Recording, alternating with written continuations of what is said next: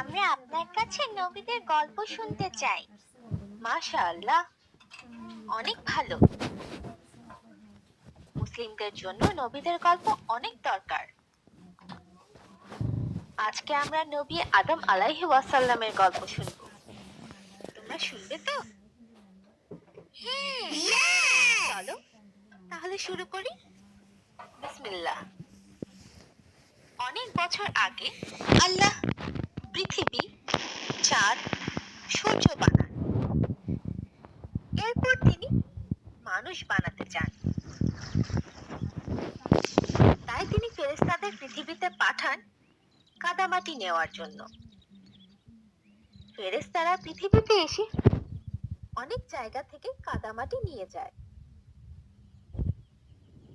এরপর আল্লাহ কাদামাটি দিয়ে মানুষের মতো আকার বানান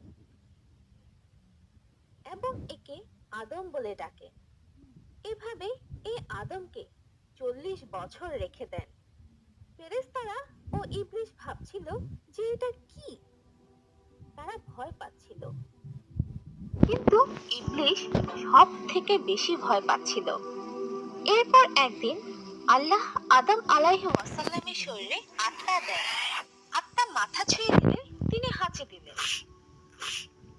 আত্মা যখন চোখ ছুঁয়ে দিল তিনি জান্নাতের ফল দেখতে পেলেন। আত্মা যখন পেট ছুঁয়ে দিল তার খিদে পেয়ে গেল আর তিনি ফল খেতে চাইলেন। আর তাই আত্মা তার পা ছুঁয়ে দেওয়ার আগেই তিনি লাফিয়ে উঠলেন আর পড়ে গেলেন। আল্লাহ তখন বললেন যে মানুষ অনেক অধৈর্য। আল্লাহ সকল ফেরেশতা ও ইবলিসকে বললেন আদম আলাইহিস ওয়াসাল্লামকে সিজদা করতে। এটা শুধু সম্মান দেখানোর জন্য ছিল, পূজা করার জন্য কিন্তু মোটেই না। সব ফেরেশতা সিজদা করলো কিন্তু ইবলিস করলো না। সে ভাবলো যে সে আদম আলাইহিস ওয়াসাল্লাম থেকে ভালো, কারণ ইবলিসকে আগুন দিয়ে বানানো হয়েছিল আর আদম আলাইহিস ওয়াসাল্লামকে মাটি দিয়ে বানানো হয়েছিল।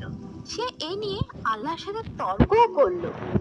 এরপর ইবলিস খারাপ শয়তান হয়ে গেল। আল্লাহ ইবলিসকে কিয়ামতের দিন পর্যন্ত অভিশাপ দিলেন। শয়তান বুঝতে পারল যে আল্লাহ একদিন তাকে জাহান্নামে দিবেন। তাই সে আল্লাহর কাছে শক্তি চায় যাতে সে মানুষকে ধোঁকা দিয়ে তার সাথে জাহান্নামে নিয়ে যেতে পারে।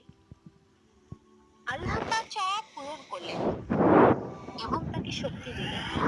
একই সাথে আল্লাহ সবাইকে সাবধান করলেন যদি কেউ শয়তানের দেখানো পথে চলে তাহলে সে শয়তানের সাথে জাহান্নামে যাবে।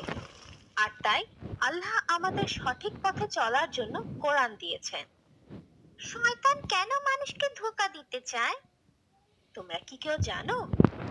কেউ বলতে পারবে? মানুষের জন্য ইবলিস শয়তান হয়েছে, তাই সে রাগ করে মানুষের ক্ষতি করতে চায় এবং নিজের সাথে জাহান্নামে নিয়ে যেতে চায়। মাশাআল্লাহ, ঠিক বলেছো। শয়তান আমাদের অনেক বড় শত্রু এবং খারাপ কাজ করে, ফেরেশতারা ভালো কাজ করে। আর মানুষ মানে আদম আলাইহিস ওয়াসাল্লাম হলেন বুদ্ধির প্রতীক। আদম আলাইহিস ওয়াসাল্লাম অনেক বুদ্ধিমান ছিলেন, কারণ আল্লাহ তাকে সবকিছুর নাম শিখিয়েছিলেন। মানব জাতির মা বিবি হাওয়াকে কিভাবে বানানো হয়েছিল?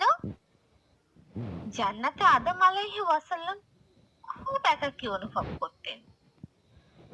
একদিন তিনি ঘুম থেকে উঠে তার পাশে এক মেয়েকে দেখতে পান, যাকে আল্লাহ তার বুকের বাম পাশে সব থেকে ছোট হাড় দিয়ে বানিয়েছেন।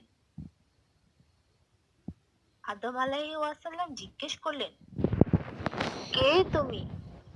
একটি মেয়ে। তোমাকে কেন বানানো হয়েছে? যাতে আমার সাথে তুমি খুশি থাকো। ফেরেশতাগণ আদম আলাইহিস ওয়াসাল্লামের বুদ্ধি কত সেটা জানতে চাইছিল। তাই তারা আদম আলাইহিস ওয়াসাল্লামকে জিজ্ঞেস করলো, হে আদম, এই মেয়ের নাম কি? হাওয়া। তার নাম হাওয়া কেন? কারণ তাকে জীবিত কিছু থেকে বানানো হয়েছে। আদম ও হাওয়া জান্নাতে সুখে বাস করছিল। আল্লাহ তাদের একটি গাছ বাদে সবকিছু ব্যবহার করার অনুমতি দিয়েছিল এবং তাদের বলেছিল যে শয়তান তাদের অনেক বড় শত্রু। সে চায় তাদের জান্নাত সেই গাছের ফল তারা খেতে পারবে না।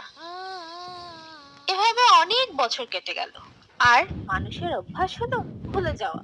আদম আলাইহিস ওয়াসাল্লামও মানুষ ছিলেন, তাই তিনিও আল্লাহর আদেশ ভুলে গেলেন। শয়তান আদম আলাইহিস ওয়াসাল্লামের এই দুর্বলতাকে নিজের কাজে লাগালো। সে নিয়মিত আদম ও হাওয়াকে সেই নিষিদ্ধ ফল খেতে উৎসাহিত করতে লাগলো। একদিন তারা আল্লাহর আদেশ পুরোপুরি ভুলে গেল ও নিষিদ্ধ গাছ থেকে একটি ফল খেয়ে নিল। তারা ফল খেয়ে শেষ করার আগেই তাদের বুকে অনেক কষ্ট অনুভব করলো, যেন ব্যথা, লজ্জা ও দুঃখে তা ভরে গেছে। চারিদিকের পরিবেশ পাল্টে গেল ও আনন্দ গান বন্ধ হয়ে গেল। তারা দেখলো তাদের গায়ে কোনো কাপড় নেই, তাই তারা তাড়াতাড়ি করে পাতা দিয়ে নিজেদের ঢেকে নিল। তারা আল্লাহর আদেশ অমান্য করেছিল, তাই তাদের জান্নাত থেকে বের করে দেওয়া হলো। তারা পৃথিবীতে কখন এসেছিল? শুক্রবার দিন তারা পৃথিবীতে এসেছিল এবং তাদের শুক্রবারে বানানো হয়েছিল, তাই সপ্তাহের সব থেকে ভালো দিন হলো শুক্রবার। তারা পৃথিবীর কোথায় প্রথম পা রেখেছিল?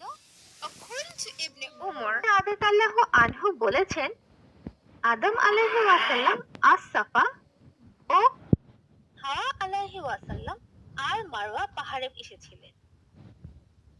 আদম আলাইহিস ওয়াসাল্লাম জানতেন যে তাকে পৃথিবীতে কষ্ট করতে হবে, তার পরিবারকে কাপড় ও অন্যান্য জিনিস দিয়ে ভয়ঙ্কর জন্তু থেকে বাঁচাতে হবে এবং সব থেকে জরুরি, শয়তান থেকে নিজেদের রক্ষা করতে হবে।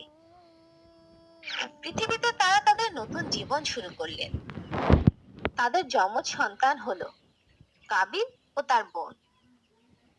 এরপর আবার তাদের যমজ সন্তান হলো আবিল ও তার বোন। তারা মহান আল্লাহর দেওয়া উপহার ও পৃথিবীর ফল খেয়ে সুখী জীবন কাটাচ্ছিল। তাদের সন্তানরা সুস্থ ও সবলভাবে বড় হয়।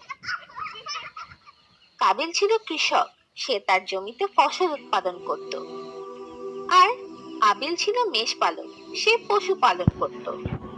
তাদের যখন বিয়ের বয়স হলো, আল্লাহ আদম আলাইহিস ওয়াসাল্লামকে বললেন তাদের নিজের অন্য ভাইয়ের যমজ বোনকে বিয়ে করতে হবে, মানে আবিলকে কাবিলের যমজ বোন আর কাবিলকে আবিলের যমজ বোনকে বিয়ে করতে হবে। কিন্তু কাবিল আল্লাহর আদেশ মেনে নিল না, কারণ সে নিজের যমজ বোনকে বিয়ে করতে চেয়েছিল। আদম আলাইহিস ওয়াসাল্লাম তো বিপদে পড়ে গেলেন। তিনি তার পরিবারের শান্তি ও একতা চাইতেন, তাই তিনি আল্লাহর কাছে সাহায্য চাইলেন। আল্লাহ আদেশ দিলেন তার দুই ছেলে আল্লাহকে কোনো প্রিয় জিনিস উপহার দিবে এবং যার উপহার সুন্দর ও ভালো হবে সে নিজের ইচ্ছা মতো বিয়ে করতে পারবে। তারা দুজনেই উপহার দেবার জন্য রাজি ছিল। আবিল তার পশুর মাঝে সব থেকে ভালো পশু দিতে চাইল, কিন্তু কাবিল তার ফসলের সব থেকে খারাপ ফসল দিতে চাইল। এখন পর্যন্ত কাবিল দুটো ভুল করেছে। কেউ কি বলতে পারবে কি কি? হ্যাঁ, সে আল্লাহর আদেশ অমান্য করেছে, কারণ আবিলের বোনকে বিয়ে করতে রাজি হয়নি এবং সে প্রিয় জিনিস উপহার দিতে চায়নি। হ্যাঁ, আল্লাহ কি তার উপহার মেনে নিতে পারতো?